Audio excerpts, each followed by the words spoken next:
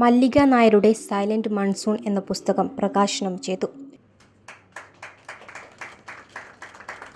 ഞാൻ ഈ ബുക്കിനെ കുറിച്ച് സംസാരിച്ചു കൊണ്ടിരുന്നപ്പോൾ അദ്ദേഹം പറഞ്ഞത് നമ്മളെല്ലാവർക്കും കഥകളുണ്ട്, പക്ഷേ പലപ്പോഴും ആ കഥകളൊക്കെ പുറത്ത് പറയാതെ വരിക്കാൻ വരുന്നുണ്ട്. കാരണം പല രീതികളിലുള്ള സങ്കടങ്ങൾ, judgements, everybody will have their own reasons.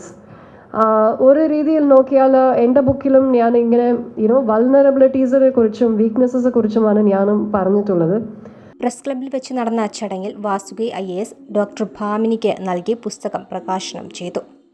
Mohanachandran ചടങ്ങിൽ അധ്യക്ഷത വഹിച്ചു.